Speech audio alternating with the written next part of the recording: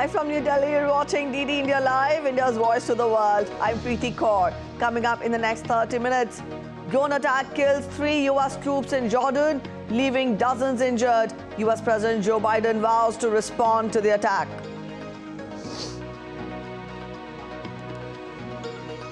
Japan joins other countries suspending funds to the United Nations Relief and Works Agency for Palestine. Expresses concern about allegations of staffers' involvement in Hamas's October 7th attacks. India's Prime Minister Narendra Modi to interact with students, parents and teachers on a wide range of topics with final examinations around the corner in the latest edition of Pariksha Pe Charcha on Monday.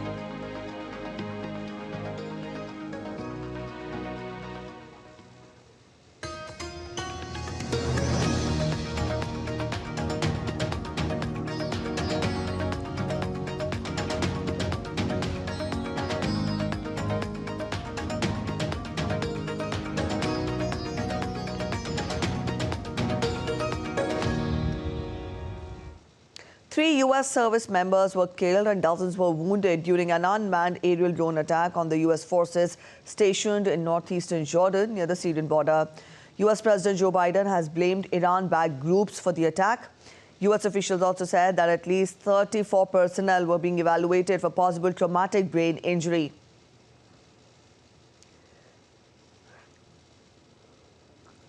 President Biden also said that the U.S. will respond to the attacks. The deaths mark the first fatalities of the U.S. troops in the region since Israel-Hamas conflict in Gaza. Condemnation for the attacks also poured in from various leaders across the party lines in the U.S.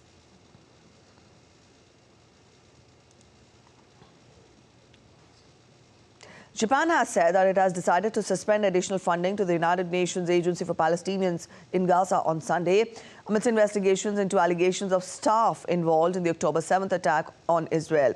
Japan's foreign ministry said that the country is extremely concerned about the allegations and has been strongly urging to conduct the investigation in a prompt and complete manner. Meanwhile, UN officials have urged countries to reconsider their funding pauses for UNWRA.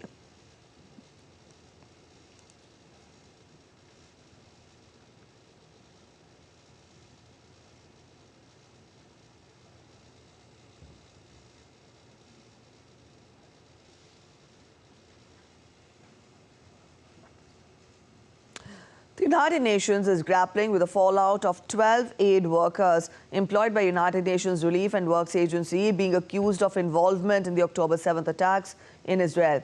Several countries, including the US, UK and Germany, suspended funding to the aid agency. UN Secretary General Antonio Guterres urged countries to maintain continuity of aid to Gaza. We get to more in this report. The United Nations Relief and Works Agency has fired 12 aid workers accused of involvement in the October 7 attacks in Israel and launched an investigation. The UN Secretary General released the statement and said that he was horrified by the allegations. Israel accused the UN agency of anti-Israel incitement. Every UN body has become weaponized against the Jewish state, exploited as an instrument to aid in the elimination of my people. How symbolic it is, how symbolic is it that on International Holocaust Remembrance Day, it was exposed that UNRWA employees took part in the massacre. At least 10 countries, including top donors, the US and Germany, paused funding for the UN Refugee Agency for Palestinians, following allegations by Israel that a dozen of its 13,000 staff in Gaza were involved in the October 7 rampage. Yeah, we have suspended any outlying or yet to be allocated funds for UNRWA, the UN Relief and Works Agency. Pending the results of this investigation, we're obviously going to watch this very closely. We welcome the UN Secretary General and the Commissioner General of UNRWA, their comments today calling for a full investigation. UN officials implored countries to reconsider a pause in funding the humanitarian aid in Gaza on Sunday, vowing to punish anyone involved in Hamas attack on Israel and warning that aid for some 2 million people in Gaza was at stake. Since the 7th October conflict began, most of Gaza's 2.3 million people have become reliant on the aid that the United Nations Relief and Works Agency provides. Created in 1949, the United Nations Relief and Works Agency, UNRWA, is the biggest UN agency operating in Gaza. It provides healthcare, education and other humanitarian aid to Palestinians in Gaza, the West Bank, Jordan, Lebanon and Syria. Aman Kumar Himanshu's report for DD India. After two masked gunmen shot one person dead in a church in Istanbul on Sunday during the prayers, Turkish President Tayyip Erdogan offered condolences. The attack took place at St. Mary Drapers Church in Istanbul. It is still not clear what was the motive of attack or why the victim was targeted. Erdogan said that the authorities are working to capture the assailants and they would be found within 24 hours. Unfortunately, such villains pop up everywhere and the innocent ones pay the price. Now our police are working on it and I think they will find the perpetrators very soon. Pope Francis also conveyed his condolences to Turkey after the attack during the Sunday service at a church. The Pope also urged people to respect the civilians in conflict areas.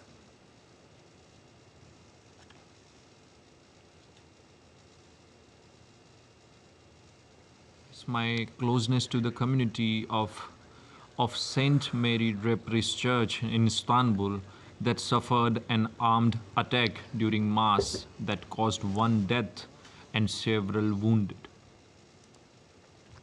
In Venezuela, the opposition called for the reversal of Supreme Court ruling that upheld a ban on presidential candidate Maria Corina Machado's election participation. The court said it found that Machado had been involved in corruption and had lost money for Venezuela's foreign assets. The head of the opposition team said the Supreme Court's decision condemned Machado without the right to defense.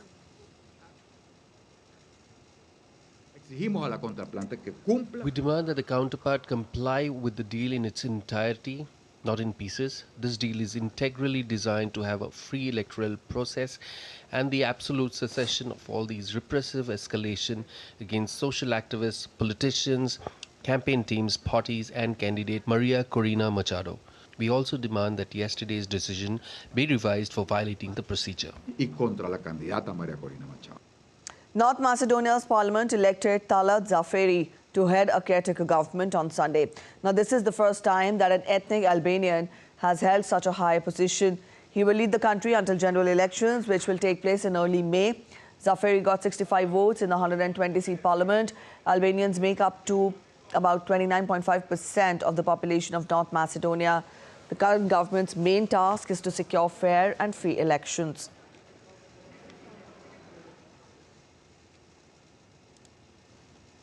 Finland headed to the polls to pick a new president on Sunday to lead the country in its new role within NATO after it broke with decades of non-alignment to join the Western Defense Alliance in the wake of Russia's invasion of Ukraine.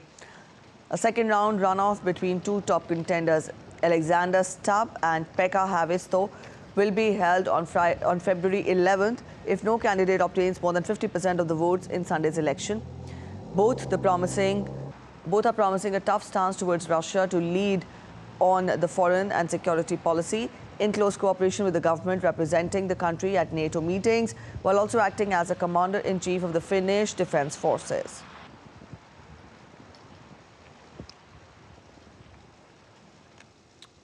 A quick look at other stories making it to the headlines from across the world. French farmers continued nationwide protests demanding better pay and living conditions, with the government dropping plans to gradually reduce state subsidies on agricultural diesel.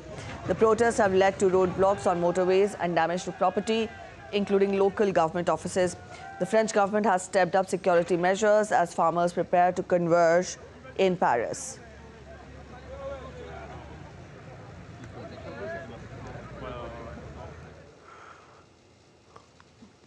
Cubans participated in the March of the Torches led by President Miguel Diaz-Canel and also former leader Raul Castro to commemorate the 171st anniversary of the birth of national hero Jose Marti.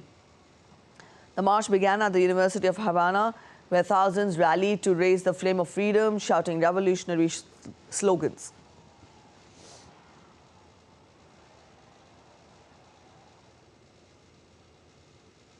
A multi-vehicle crash on the Chesapeake Bay Bridge in Maryland involving over 40 vehicles left 13 people injured and closed all lanes for 6 hours. The initial chain reaction collision involved 23 vehicles, while secondary crashes affected 20 more. The bridge is 4.3 miles long.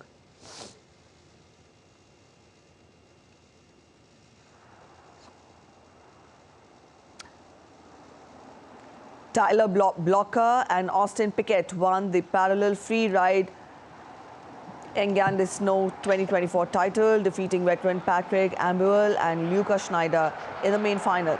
Swiss locals Nala Nussbaum and Andre Hermos finished third overall on the Corvache North Face in Silvaplana, Surlage, Switzerland.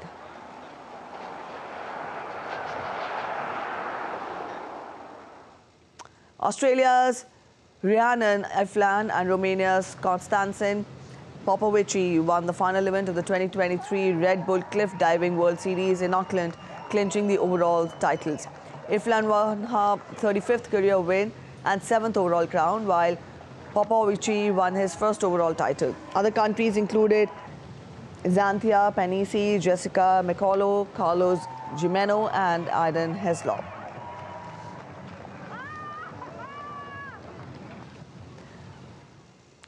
A Russian missile struck an industrial site in the central Ukrainian district of Kremenchuk for the second day on Sunday. Poltava Regional Governor Philip Pronin said the enemy is attacking Poltava region, noting that the target was in Kremenchuk district. Earlier on Saturday, a missile hit an industrial site in the same area, triggering a fire.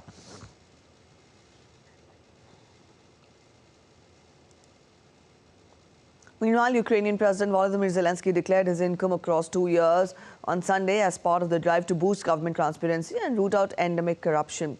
Zelensky has called for public officials to disclose their incomes as part of efforts to increase transparency and eliminate corruption as Ukraine tries to meet the stringent requirements for its bid to join the EU. In a post of presidential website, Zelensky noted that his income had declined in 2021 and further in 2022 when Russia invaded Ukraine at the end of February. It was the first time he publicly declared his income.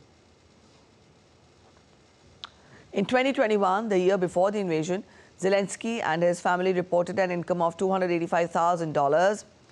The 2021 figure included income from the sale of $142,000 of government bonds.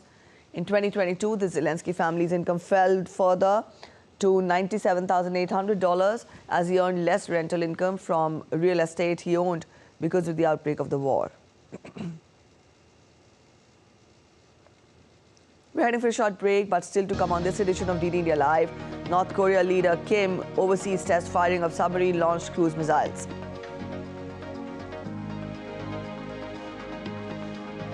Yannick Sinner shines as the new Australian Open men's singles champion. This and more ahead after the break. Also in the show ahead, we take you to Venice Carnival, where tourists thronged Canal Grande to watch the colourful Florida sail past.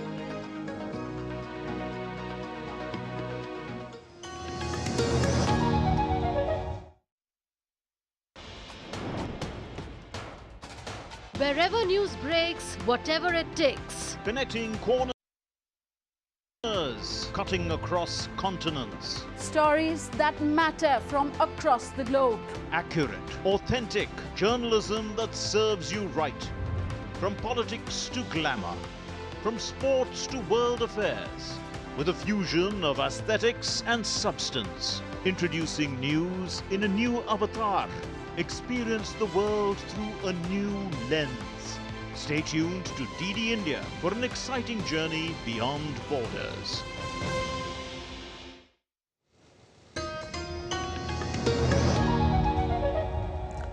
Welcome back after the break. You're watching DD India Live. Let's get to more international updates now. North Korea tested its new strategic cruise missiles for the second time in a week, calling it a newly developed submarine-launched cruise missile. The missiles flew above the sea off the country's east coast and hit an unspecified island target. The state news agency released photographs of Kim supervising on Sunday the test of the missile called Pulawasai 331, which is identical to the strategic cruise missiles that the North said last week were under development.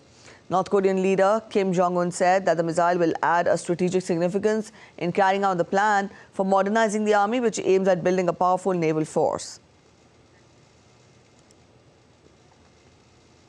The Philippines and the US are planning to host a 2+2 meeting of the top diplomatic and defense officials in Manila in March this year. The Philippines ambassador to Washington further said that the meeting will be the first such dialogue between US Secretary of State Antony Blinken and Defense Secretary Lloyd Austin and their Philippine counterparts. The meeting comes amidst tensions between Philippines and China over the South China Sea.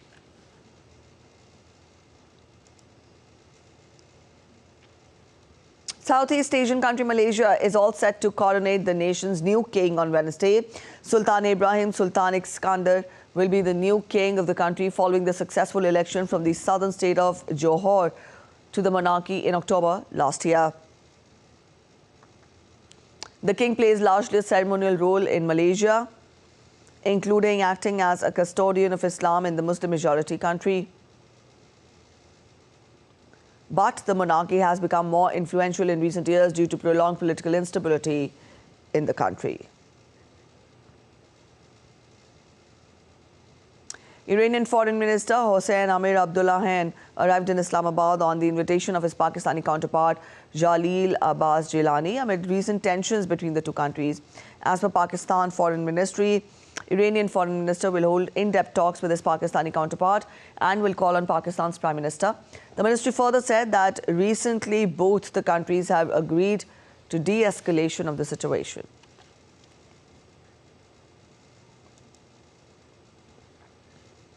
And back home, Indian President Draupadi Murmu met the tribal guests, tableau artists, and NCC cadets and NSS volunteers, officials and other artists on Sunday at Rashtrapati Bhavan. She interacted with the artists who participated in the 75th Republic Day Parade.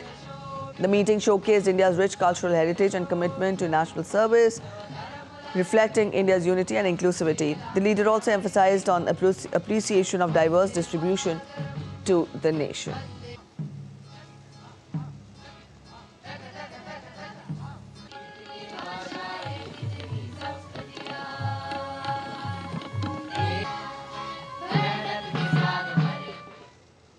Stating that India is now world's fifth largest economy, Vice President of India, Jagdeep Dhankar, said that the country has gone ahead of Canada, UK and France, and it has achieved because of right policies, affirmative governance and result-oriented steps taken by the Indian government led by Prime Minister Narendra Modi.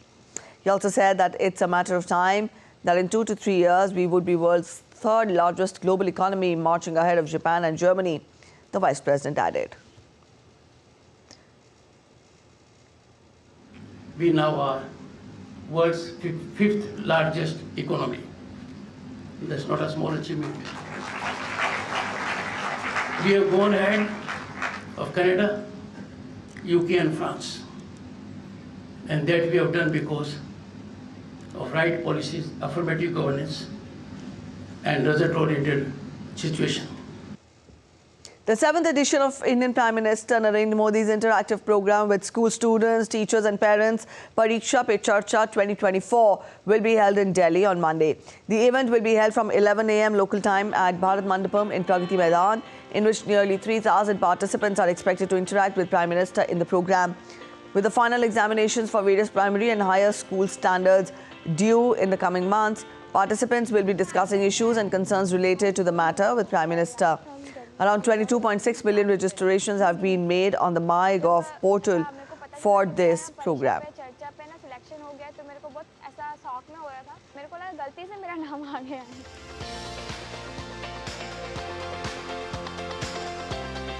They were like, really, you're going to meet the Prime Minister?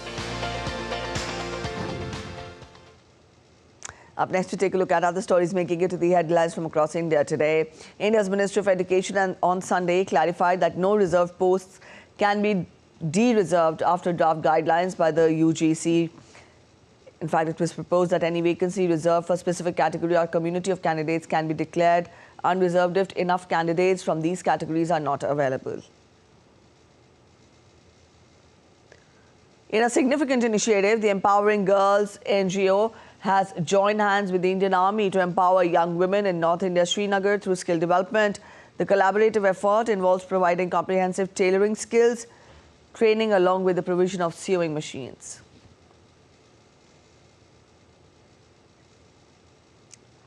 The exhibition titled Modern Tribal Connecting Traditions was launched in New Delhi on Sunday. Curated by Gondwana Art Project, the exhibition features tribal art from Central India alongside Australian indigenous works from New England Regional Art Museum's partner, Utopia Art Sydney. It also features the South Australian-born Darwin-based First Nations artist, Sarita King. And the beating retreat ceremony will be held today at New Delhi's Vijay Chowk to mark the end of Republic Day festivities in India. The ceremony is held every year in India on January 29th, 3 days after the Republic Day.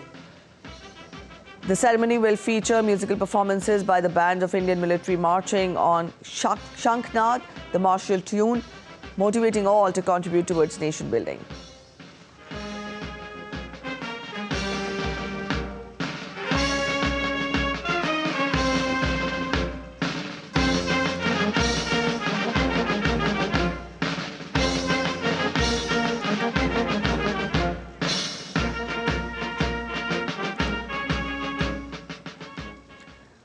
All right, now let's take a look at sports updates. Tennis first. Italy's Yannick Sinner scripted history as the world number 4 and was crowned as the new Australian Open men's singles champion on Sunday. Sinner defeated world number 3 Daniil Medvedev in an epic 5-set thriller 3-6, 3-6, 6-4, 6-4, 6-3 at the Rod Laver Arena in Melbourne. Sinner came from behind to defeat Medvedev after he took the first 2 sets. This was Sinner's first Grand Slam title.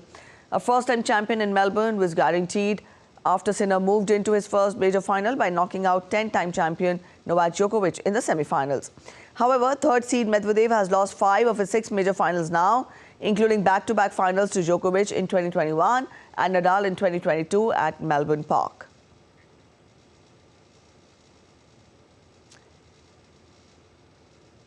England came from behind to defeat hosts India in their own backyard in Hyderabad on Sunday. India faltered in their pursuit of 231 runs target.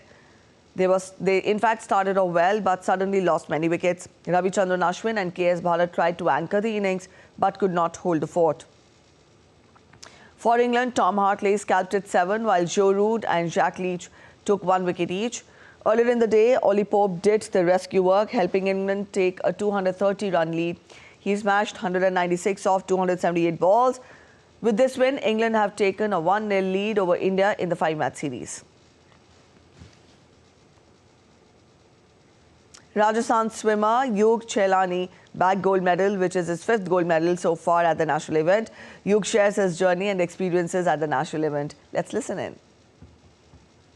Rajasthan's Yug Chelani, who bagged 3 gold medals in the last edition of Khelo India Youth Games, has started his stint at this edition also with a gold medal. Many congratulations to you, Yug. Thank you, ma'am. This is your first gold of this event. How many are you planning now? I'm going for the 5th gold medal on the last day of the event. So I'll take the 5 gold medals. Great. That is really amazing. Yug, when we talk about your journey, how does that started? After the lockdown, there was not much practice in Rajasthan. So I just shifted to Bangalore in Dolphin Academy to train with Niyar sir. So I started my new journey with them. What has been your biggest achievement so far? I clinched 5 gold medals in 2023 Junior Nationals, and now I am aiming for 5 golds in this event also. That is, we wish you all the very best for it. And when we talk about the kind of infrastructure that is being provided to you by Khelo India, is it helping you? Yeah, it's helping. And the scheme, because you must be there under the Khelo India scheme, you've got so many gold medals. How important this scheme is for a player? Yeah, it's a very important scheme for the low profile players to help them to perform well in their future. And whom are you going to dedicate your medal? We saw your mother is also here with you. Yeah, my mother and my coach. And who's your biggest inspiration? Leon Marchand. All right, we wish you. And? At present, he's your. All right. So thank you so much and wishing you all the very best. Thank you, ma'am. So there you heard Yug, who is on a medal trail right now at the 6th edition of Khelo India Youth Games and aiming for bigger ambitions as well at this edition of Khelo India and through the podium of Khelo India scheme, especially with camera person Senthil. This is Deepika reporting for DD India from Chennai. All right, Venice Carnival, a centuries-old excess period, began with a ferry, gondolier, giant rat and Elvis Presley. Tourists lined Canal Grande to watch the colourful flotilla sail past. Masks were used by noblemen in the 18th century to keep anonymity and avoid canal smells or plagues. The festival ends on February 13th.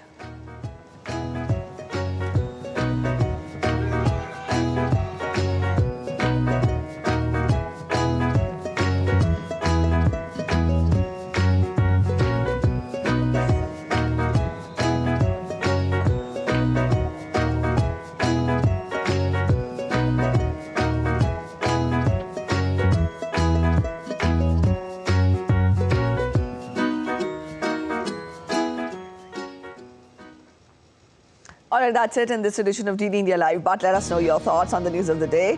You can connect with us on Facebook, X and also Instagram.